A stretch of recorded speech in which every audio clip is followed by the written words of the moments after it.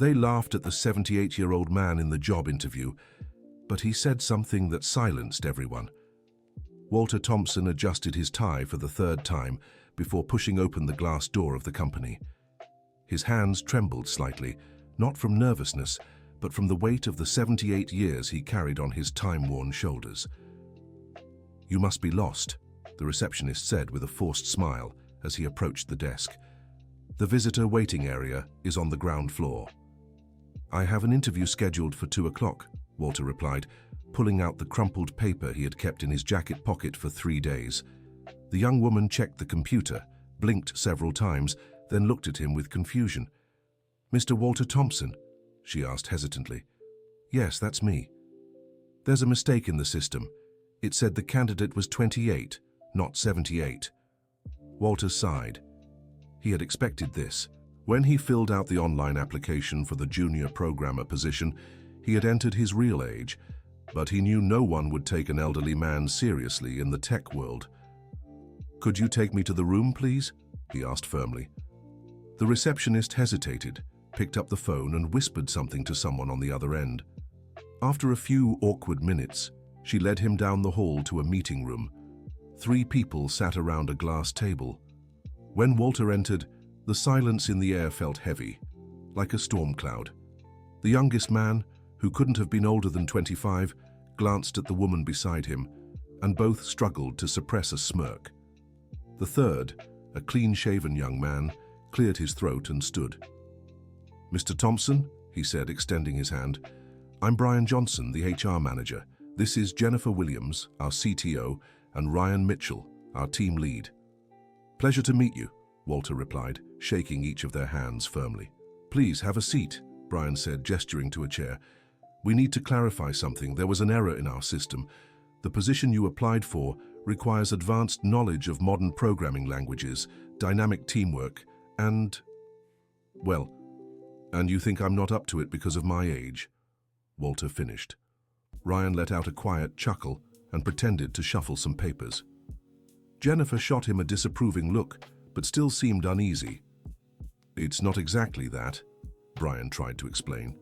"It's just that our team works at a very fast pace, with technologies that were developed after I was born. Is that it?" Walter interrupted. The discomfort in the room grew even thicker. Jennifer tucked a strand of hair behind her ear, and Brian cleared his throat again. "Mr. Thompson," Jennifer finally said, "perhaps you could tell us about your professional experience." Walter opened the worn leather folder he had brought. The younger ones exchanged glances when they saw he didn't even have a laptop. "I started programming in 1968, he said calmly.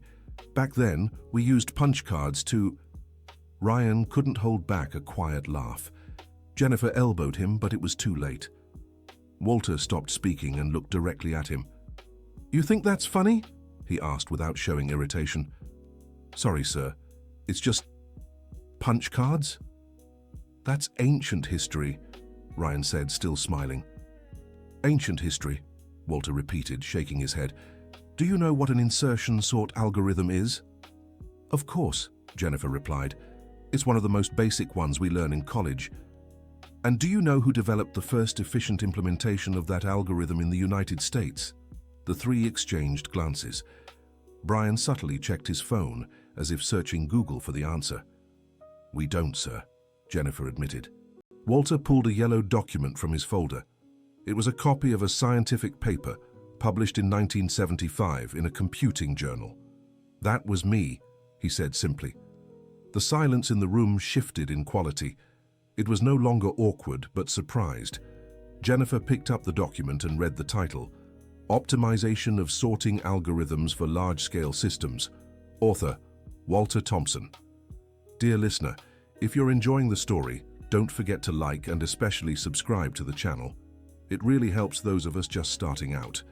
Now back to the story. "This doesn't prove anything," said Ryan Mitchell, trying to regain his composure. "Anyone could print an old document." Walter smiled for the first time since entering the room. He pulled another paper from his folder, this time a diploma from the Massachusetts Institute of Technology, dated 1970. "Masters in Computer Science from MIT," Jennifer read aloud. "Advisor, Professor Richard Anderson. Brian nearly choked on the water he was drinking. Professor Richard Anderson? He asked, eyes wide. The father of computing in the United States? The very same, Walter confirmed. I was one of his first students. The atmosphere in the room changed completely. Jennifer flipped through the other documents Walter had brought.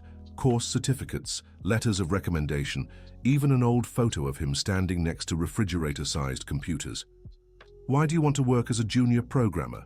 Jennifer asked, genuinely curious now. Walter closed his eyes for a moment.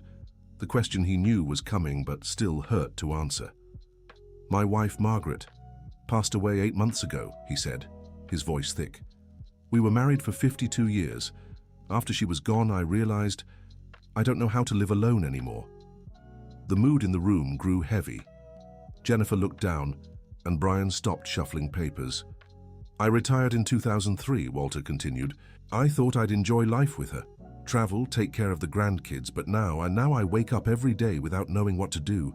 The house is too quiet. Mr. Thompson, Jennifer said softly, you don't need to work. With your experience, you must have a good retirement. It's not about money, he replied. It's about purpose. For 35 years, programming was my life. It's what I did when I woke up, what I thought about all day, what I dreamed of at night. When I stopped, I thought I had other things to fill my time, but I realized work meant more to me than I ever imagined. Ryan, who had remained skeptical until then, seemed genuinely moved by the story. But, sir, Brian said, the technologies have changed so much.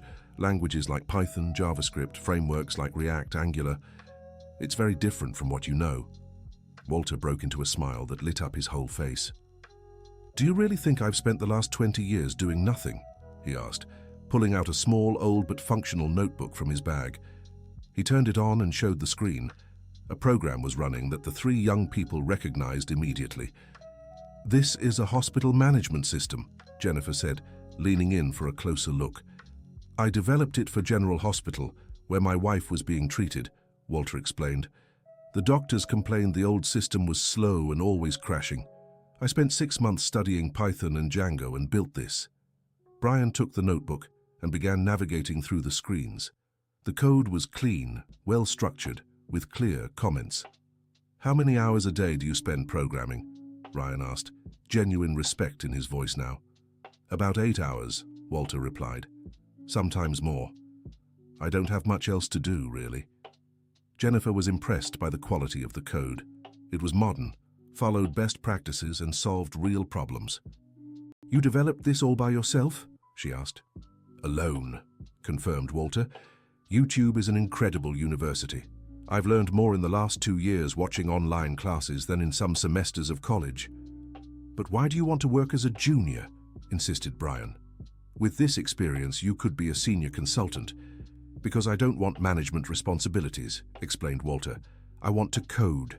I want to work with young people who can teach me new things. I want to feel useful again, but without the pressure of leading a team. Ryan was navigating through the hospital system's code when he stopped at a specific function. Wait a minute, he said, looking at his colleagues. This optimization here, do you recognize it? Jennifer and Brian moved closer to see the screen. No way, whispered Jennifer. What is it? Asked Walter, curious about their reaction. This function, explained Brian, solves exactly the problem we've been struggling with for 3 months in our main system. Our whole team has been racking their brains trying to optimize the database. Our company develops management software for small businesses, said Jennifer, and we hit a terrible bottleneck when the database exceeds 100,000 records. We've tried everything. Walter looked at the screen and then at them. Can I take a look at your code? He asked. The 3 exchanged glances. Showing internal code to a job candidate was against all company policies, but Jennifer made an impulsive decision. Ryan, grab your laptop, she said. As Ryan set up access, Jennifer explained the problem in detail. The system worked fine up to a point, but as the database grew, queries became slower and slower. Walter analyzed the code for about 10 minutes, adjusting his glasses now and then to see the screen better. You're running the right query, he finally said, but in the wrong order. And you're not taking advantage of the composite index you created. What do you mean? Asked Ryan. Walter asked for permission to take over the keyboard. In 5 minutes, he rewrote the main query using a different approach. Run this version, he said. Ryan executed the modified query. The result that used to take 15 seconds now appeared in 2 seconds. I can't believe it, said Brian. How did you do that? Experience, Walter replied simply. When you spend 40 years optimizing algorithms, you develop an intuition for these things. Jennifer was visibly moved. That problem had delayed the release of a major software update for months. Mr. Thompson, she said, I'd like to make a proposal. How about we start with a trial period? 3 months working with us, part-time, as a junior programmer. If it works well for everyone, we'll make it permanent. Walter felt his heart race. It was exactly what he'd hoped to hear. I accept, he said without hesitation. Great, said Brian. I'll prepare the paperwork. Can you start on Monday? I can start now if you'd like, replied Walter, eliciting genuine laughter for the first time in the meeting. As Brian left to get the contracts, Jennifer stayed to chat with Walter about ongoing projects. She discovered he had knowledge in areas the team lacked. Do you know machine learning? She asked. I know the theoretical foundations, Walter replied. When I studied at MIT, we called it artificial intelligence. The concepts are the same, but the tools have improved a lot. Ryan, who had stayed quiet, finally spoke. Mr. Thompson, I owe you an apology. I judged you by your age before seeing your work. That was my prejudice. Don't worry, Ryan, Walter said kindly. It happens more than you think. That's why I come prepared with my documents. Can I ask a personal question? Said Jennifer. How do you stay motivated to learn new things at your age? Walter thought for a moment. My wife always said the day we stop learning is the day we truly begin to die, he replied. She took painting classes at 70, learned English at 65. She inspired me every day. What did she do for work? Asked Ryan. She was a math teacher, said Walter with a nostalgic smile. She retired at 60, but kept tutoring until she was 75. Said teaching kept her mind young. Dear listener, if you're enjoying the story, don't forget to like and especially subscribe to the channel. It really helps us who are just starting out. Now continuing. Jennifer was increasingly impressed by Walter's story. There was something about him that went far beyond technical skill. Mr. Walter, she said, our company has a social responsibility initiative. Have you ever thought about teaching programming? For whom? He asked curiously. We have a project with a community center in the neighborhood. We offer basic computer classes for seniors. It'd be great to have someone with your experience teaching. Walter's eyes lit up. The idea of teaching, of passing on knowledge, awakened something inside him that had been dormant for a long time. It would be a dream, he said. Margaret always said I should teach. I never had the courage. Brian returned with the documents and found the three of them chatting excitedly about future plans. Looks like you're already working together, he joked. Mr. Walter, Jennifer said, I'd like to propose something beyond the programming job. How about leading our digital inclusion project for seniors? I don't know if I'm capable of leading. Walter hesitated. You are, Ryan insisted. If you can optimize our system in 10 minutes, you can teach anything. Walter signed the contracts with hands that no longer trembled. For the first time in months, he felt he had a purpose again. One last question, Brian said as he filed the documents. Do you have any special needs? Reduced hours, specific accommodations? Just one thing, Walter replied. I need to leave at 4 p.m. on Thursdays.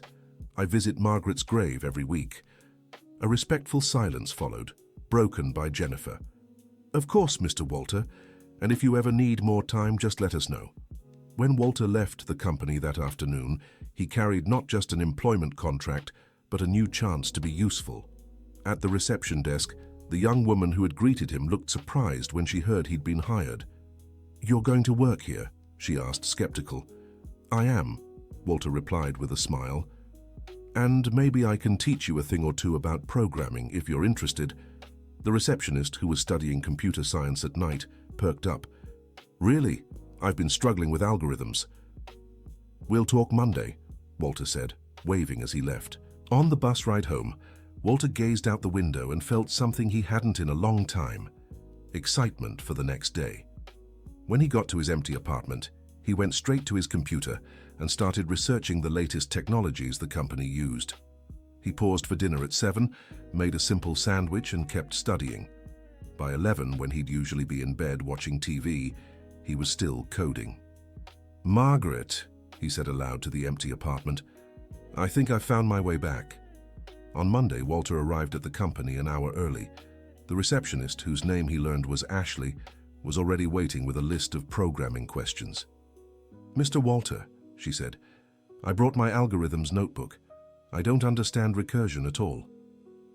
They spent 30 minutes in the reception area, with Walter explaining basic concepts in simple, clear terms. Ashley finally grasped how recursive functions worked. "You explain better than my college professor," she said, impressed. "Experience," Walter replied. "When you've understood something for 40 years, you can explain it in different ways." Jennifer arrived shortly after and witnessed the impromptu lesson in the reception area. "I see you've already started teaching," she said with a smile. "I couldn't resist," Walter admitted. "Ashley is very dedicated." "Mr. Walter," Jennifer said, "I have a proposal. How about we hold a team meeting this afternoon? I'd like everyone to meet our new colleague." The meeting was scheduled for 3 o'clock. Walter spent the morning getting familiar with the company's code and making small improvement suggestions. With every file he opened, he found opportunities for optimization. "How do you spot these things so quickly?" Ryan asked, watching Walter identify yet another bottleneck in the system. "It's like driving a car," Walter explained. "At first you have to think about every move. After 40 years, you do it all automatically." That afternoon, the meeting room was full. 10 developers, 2 designers and 3 people from the business side waited to meet the new hire. When Walter entered, there was a momentary silence. "Everyone," Jennifer announced, "this is Walter Thompson, our new junior programmer." One of the developers, a man around 30 named Tyler, cleared his throat. "Jennifer, no offense, but Junior." "I know it might seem unusual," Jennifer said, "but Walter has a lot to teach all of us." "With all due respect," said a developer named Megan, "programming has changed a lot in recent years. We work with agile methodologies, test-driven development, continuous integration." "I know," Walter interjected gently, "and I'd love to learn all those methodologies from you. In return, I can share some things I've picked up over the years." "Like what?" Tyler asked, still skeptical. Walter walked to the whiteboard and drew a simple diagram. "How many of you have dealt with memory issues in large-scale systems?" he asked. Several hands went up. "And how many use automatic garbage collection without understanding what's happening under the hood?" More hands rose now with curious expressions. "I'll teach you how to optimize memory usage using techniques I learned when every byte mattered," Walter said. "In exchange, I'd like you to teach me about agile development and automated testing." The team's attitude began to shift. Tyler asked a specific technical question about algorithm optimization. Walter responded at the board, showing 3 different approaches to the same problem. "Interesting," Megan admitted. "I'd never considered that third approach." "That's because you learned programming when powerful computers already existed," Walter explained. "I learned when we had to work miracles with 64 kilobytes of RAM." The discussion that followed was lively and productive. The team asked about optimization, algorithms, and data structures. Walter, in turn, asked about modern frameworks, DevOps practices, and agile methodologies. "Mr. Walter," said a developer named Ethan, "do you know anything about blockchain?" "I've read a few articles," Walter replied. "It's basically a distributed linked list with cryptographic hashing, right?" Ethan was impressed by the simplification. "Never thought of it that way, but yeah, that's it." "The theoretical foundations are old," Walter said. "Data structures, cryptography, distributed systems. What's new is the practical application." The meeting lasted 2 hours. When it was over, the team's initial resistance had disappeared. Several developers approached Walter to continue specific conversations.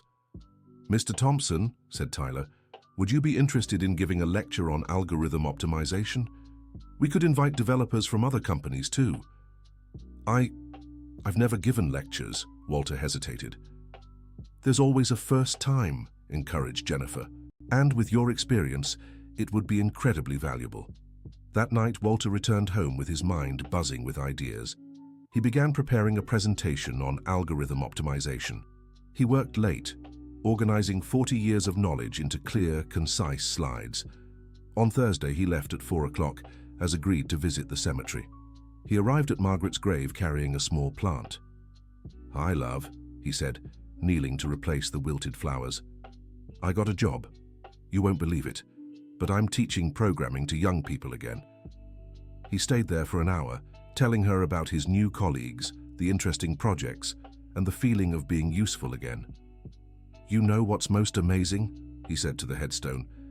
"They respect me. It's not pity or condescension. It's genuine respect for what I know." When he returned to the company on Friday, Ashley was waiting with more programming questions. This time she had brought 2 classmates. "Mr. Thompson," she said, "may I introduce Jacob and Emma? They're struggling too." The impromptu lesson in the reception area became routine. Every morning, before official work hours began, Walter would meet with students who had questions. Jennifer allowed them to use a small meeting room for these sessions. "Mr. Thompson," Emma said after an explanation on pointers, "how do you manage to explain such difficult concepts so simply?" "My wife was a teacher," he replied. "She always said if you can't explain something simply, you don't truly understand it." The lecture on algorithm optimization took place in an auditorium at one of the company's partner universities. Walter was nervous, but Jennifer and the whole team came to support him. "Good afternoon," he began, adjusting the microphone. "My name is Walter Thompson, and I started programming before personal computers even existed." The audience of about 100 developers was initially skeptical, but that quickly changed. Walter demonstrated optimization techniques using practical examples and comparisons with modern algorithms. The difference between an ON2 and an ON log n algorithm might seem theoretical, he said, but when you're dealing with millions of records, it means the difference between processing in 5 seconds or 50 minutes. The presentation was a success. Several people approached him afterward with questions and to exchange business cards. A university professor invited Walter to give occasional lectures at his college. "It would be an honor," Walter replied. Back at the company, Jennifer was beaming. "Walter, you were brilliant," she said. "I've already received 3 invitations for you to repeat the lecture at other companies." "I don't know if I'm ready for that much exposure," Walter admitted. "You are," insisted Ryan. "You have a gift for teaching that most professors don't." Dear listener, if you're enjoying the story, don't forget to like and especially subscribe to the channel. It helps a lot for those of us just starting out. Now, continuing. 2 weeks later, Walter had settled into the company's routine. He arrived early to teach the students, worked until 5 programming with the team, and on Thursdays, he visited Margaret at the cemetery. It was on one of those Thursdays that everything changed. "Mr. Thompson," Ashley said when he returned from the cemetery, "there's a woman who's been waiting for you in reception for an hour." Walter looked up and saw a well-dressed woman in her 60s flipping through a magazine. When she noticed him, she immediately stood up. "Walter Thompson?" she asked with emotion in her voice. "Yes, that's me. How can I help you?" "My name is Deborah Reynolds. I'm the technology director at Ameritech." Walter knew the company. It was one of the largest in the United States for enterprise software. "Nice to meet you, Ms. Reynolds, but I don't understand." "I heard about your lecture at the university," she said, "and how you solved a problem our team had been struggling with for 3 months." "I don't follow," Walter repeated. "The system you optimized here is based on our framework," Deborah explained. When Jennifer posted the solution on GitHub, our developers were amazed. Walter hadn't known his optimization had been published. Jennifer hadn't mentioned it. "I came with an offer," Deborah continued. "We'd like to hire you as a senior consultant. salary 6 times higher than your current one, a company car, premium health insurance. The offer was tempting, but Walter hesitated. Can I ask what kind of work it would be? Legacy System Optimization Consulting, Deborah replied. We have clients with outdated systems that need modernizing. Your expertise would be perfect. I need to talk to my current team before giving an answer, Walter said. Of course, but don't take too long. The position is yours if you want it. That night, Walter spent hours thinking about the offer. Money wasn't the main factor, but the chance to work with Legacy Systems intrigued him. It was exactly the kind of challenge he loved. On Friday, he told Jennifer about Ameritech's proposal. Walter, she said after hearing everything, I can't compete financially with them, but I can offer something they can't. What's that? Purpose, Jennifer replied. Here, you're not just a consultant, you're a mentor, a teacher, part of the family. Ashley improved her college GPA by 3 points after studying with you. Walter was moved, but still uncertain. Can I make a counteroffer? Jennifer said. How about working part-time here and part-time there? I know it's not ideal, but actually, Walter interrupted, I have a better idea. Over the weekend, Walter called Deborah and scheduled a meeting. Ms. Reynolds, he said on Monday, I accept working with you, but with a few conditions. Which are? I want to keep my current position part-time, Walter said, and I want Ameritech to invest in the digital inclusion project we're developing. Deborah hesitated. This wasn't the kind of deal she usually made. How much investment? She asked. $100,000 a year for 3 years, Walter replied. In return, I'll develop an intergenerational mentorship program that can be applied to any company. Intergenerational mentorship?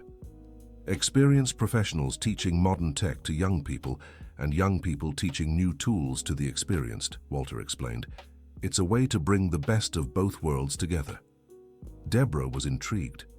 Ameritech had been struggling with retaining young talent and updating the skills of older professionals.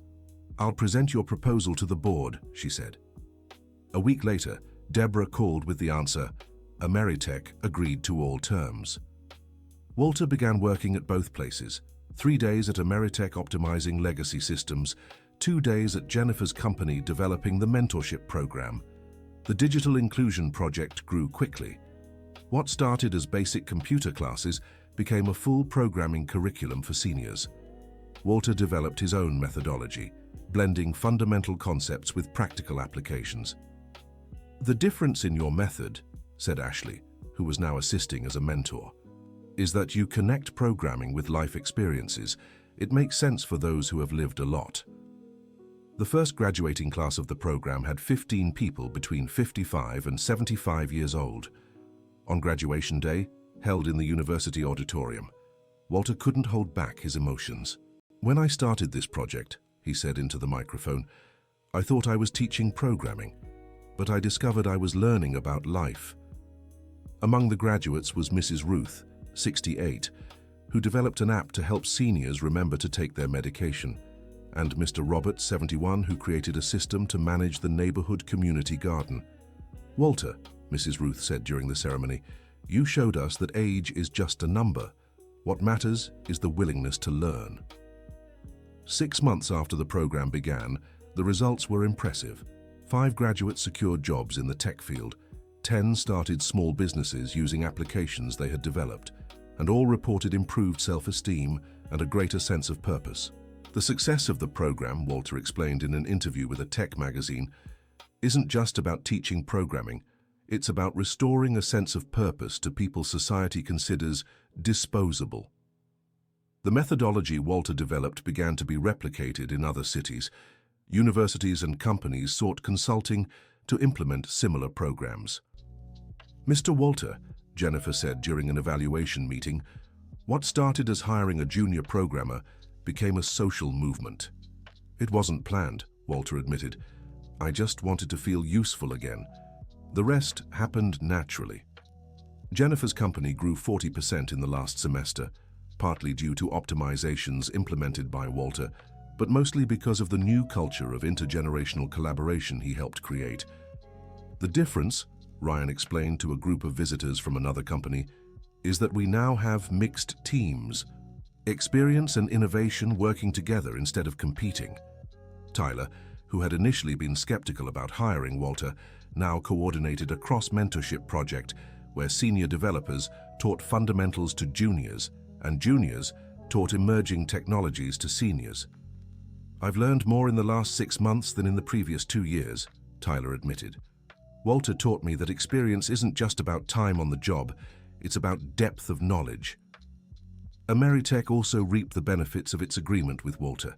The legacy systems that had once been chronic issues were modernized using a hybrid approach that preserved stability while incorporating new functionalities. "Walter doesn't just modernize systems," Deborah explained at a tech conference. "He teaches teams to think differently about legacy code. Instead of seeing it as a problem, they see it as a solid foundation for innovation." Professional success, however, didn't erase Walter's longing for Margaret. He still visited the cemetery every Thursday, telling her about the projects and people he met. "You know, love," he said during one of these visits, "I think I finally understand why you always encouraged me to teach. It's not just about passing on knowledge, it's about finding meaning in the experiences we've gathered." It was during one of these visits that Walter met Mr. Harold, an 82-year-old man who also visited his wife's grave. "You come here every week," Mr. Harold observed. "So do I." They began talking and discovered they had much in common. Both were widowers, both had felt lost after retirement, and both were searching for new purpose. "What kind of work do you do?" Mr. Harold asked. "Computer programming," Walter replied. "Wow, that's a young person's game, isn't it?" "That's what I thought," said Walter, smiling. "But I discovered that life experience can be more valuable than youth." Walter shared about the digital inclusion program. Harold, who had been an accountant for 45 years, was intrigued. "Do you think I could really learn?" he asked. "Absolutely," Walter replied. "The next class starts next month." Harold became one of the program's most dedicated students. At 82, he developed a personal finance app that became so popular, people asked for copies. "Walter," he said after 3 months in the program, "you saved my life. Not literally, but in terms of purpose. I felt useless, disposable. Now I feel productive again." Harold's story inspired Walter to expand the program further. He partnered with senior centers and retirement homes to bring the methodology to those with even less access to technology. "The goal," he explained in a speech to social services officials, "isn't to train professional programmers. It's to use coding as a tool for social inclusion and restoring self-worth." A year after the job interview that changed his life, Walter was speaking at an international conference on technology and aging. The audience of 500 included researchers, business leaders, and policymakers from 12 countries. "When I walked into that interview room," he shared, "I was just a lonely older man searching for purpose. Today, I lead a program that has trained over 200 seniors in coding and helped 50 companies implement intergenerational collaboration methods." After the talk, reporters asked about the program's future plans. "We're developing an online platform," Walter answered, "so the methodology can be replicated globally. We want to build a worldwide network of intergenerational mentors." One journalist asked about his personal plans. "I'll keep going as long as I can," he said with a smile. "My wife always said we should work not until we die, but until we feel we've fulfilled our purpose. I'm still far from that." Back in the United States, Walter was surprised to find a celebration waiting in his apartment. Ashley, now working part-time as the Digital Inclusion Program Coordinator, had organized a party with all the graduates. "Mr. Walter," said Ruth, who now taught coding to other seniors, "we want to thank you for showing us it's never too late to start over." "No," Walter corrected, moved. "I'm the one who should thank you. You saved me from the emptiness my life had become." Harold, now developing apps for fellow retirees, stood to give a speech. "Walter," he said, "you proved ageism is ignorance. Age isn't a limitation, it's accumulated experience. You taught us to code, but more importantly, you taught us to value our own wisdom." The party lasted late into the night. Walter listened as each person shared how coding had transformed their lives. It wasn't just about technology, it was about reconnecting with the world, feeling relevant in a society that often overlooks older adults. "Professor Walter," said Emma, the student he'd once helped at reception and now an intern at the company, "can I ask you something personal?" "Of course." "Do you miss your wife?" Walter paused, looking around at the faces gathered. "Every day," he finally answered, "but I've learned we honor those we love by living with purpose. Margaret always wanted me to teach. Now that I am, I feel she's with me on this journey." Jennifer, who'd been listening, stepped closer. "Walter," she said, "I have a proposal for you." "Another one?" he joked. "We want to establish a university chair in technology and aging," explained Jennifer, "with you as the first tenured professor. It would be groundbreaking in the country." The offer was tempting. It meant academic prestige, research funding, and a platform to expand the program even further. "I need to think about it," said Walter. "It's a big responsibility." "You have 2 weeks to decide," Jennifer replied, "but know that I can't imagine anyone better for this position." That night, alone at home, Walter reflected on the journey that had started with a simple job search. The apartment no longer felt too quiet. He had projects to work on, people to teach, and purposes to pursue. "Margaret," he said to her photo on the nightstand, "remember when you used to say I should write a book about my experience in computing? I think now I have a story to tell." Walter began writing that same night, not a technical book about programming, but about the experience of starting over at 78, overcoming prejudice, and finding purpose in later life. The book, which he decided to call Life Code, Programming a New Beginning, would be a mix of personal memoirs, reflections on aging, and a practical guide for older adults interested in technology. "It won't be a bestseller," he told Ashley, who helped him revise the first chapters. "But if it helps even one person not give up on their dreams, it'll have been worth it." The university chair meant a new challenge. Walter accepted the position, but on the condition that he could continue working part-time with companies and maintaining the digital inclusion program. "I don't want to lose touch with real-world practice," he explained to the university dean. "Teaching based only on theory isn't useful for those who want to prepare people for the real world." His university classes quickly became the most sought after. Students from across the country wanted to learn from the professor who had defied stereotypes about age and technology. "Professor Walter," a student asked during a lecture on algorithm optimization, "what's the secret to staying updated in tech?" "Curiosity," Walter answered simply, "and the humility to admit there's always something new to learn. Age is no excuse for stagnation." The digital inclusion program kept growing.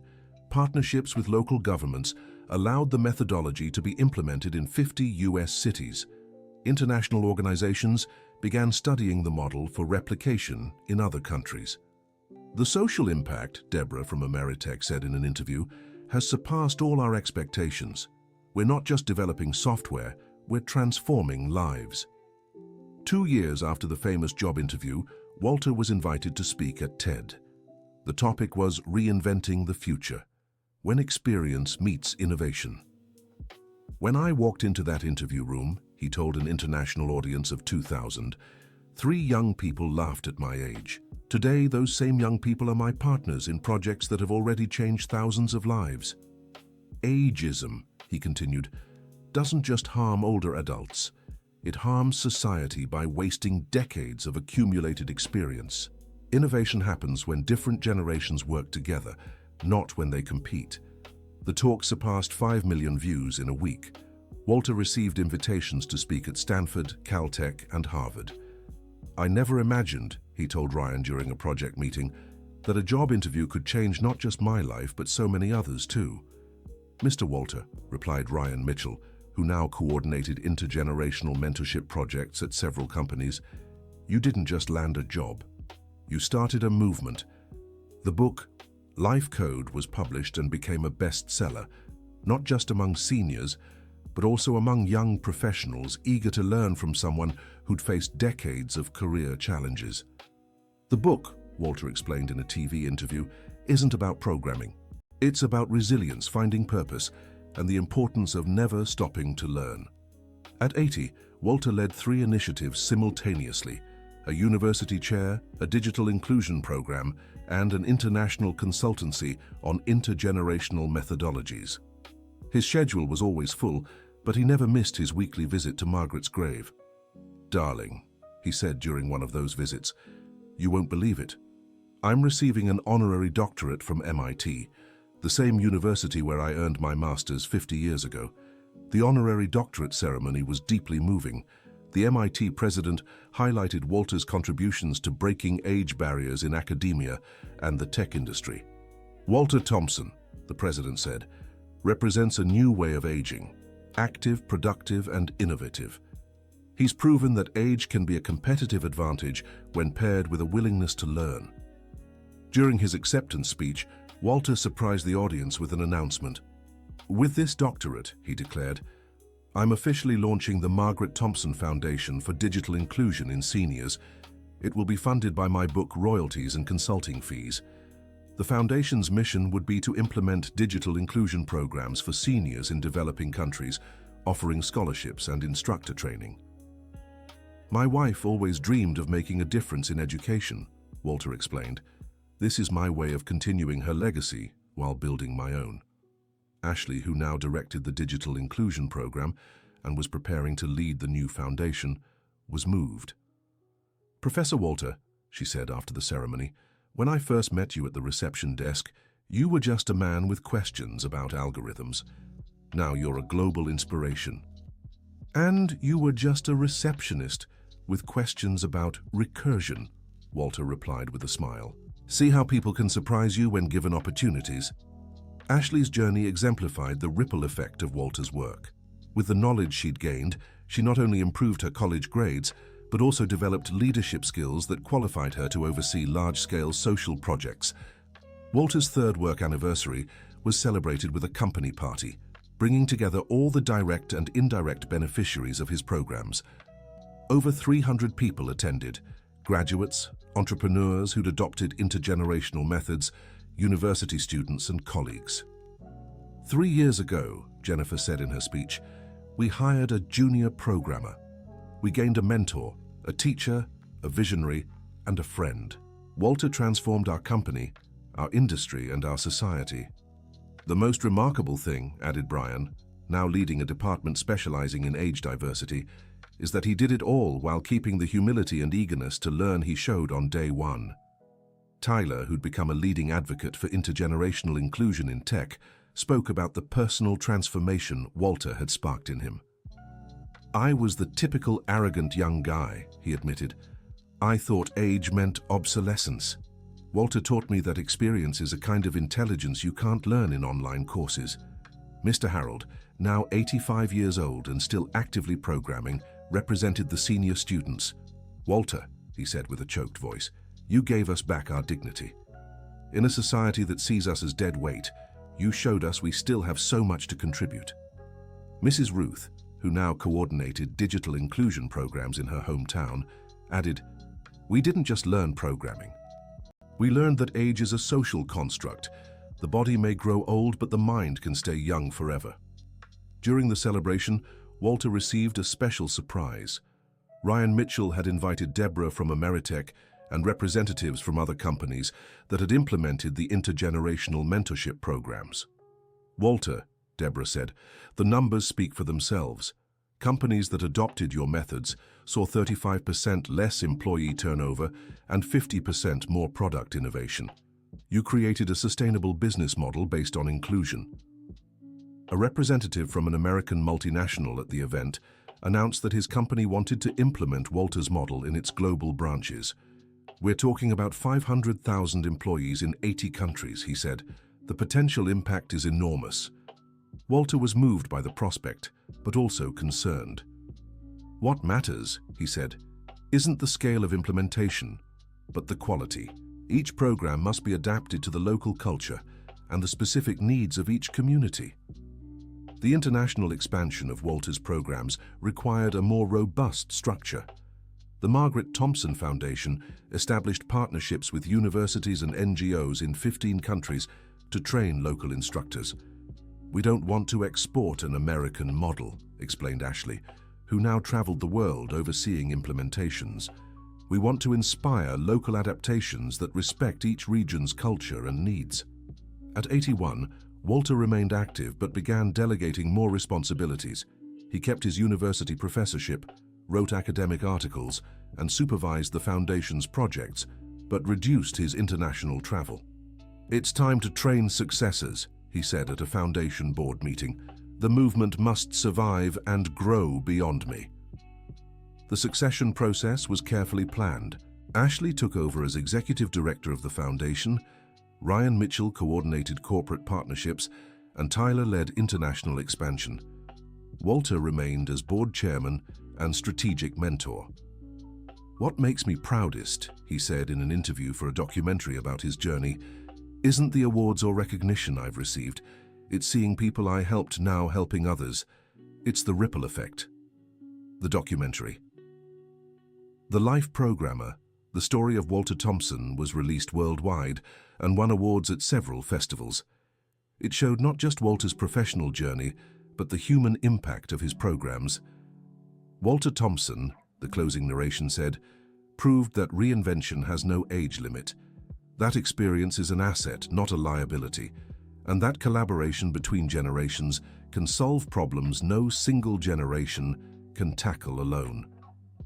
In one of the documentary's most emotional scenes, Walter visited Margaret's grave on his 82nd birthday.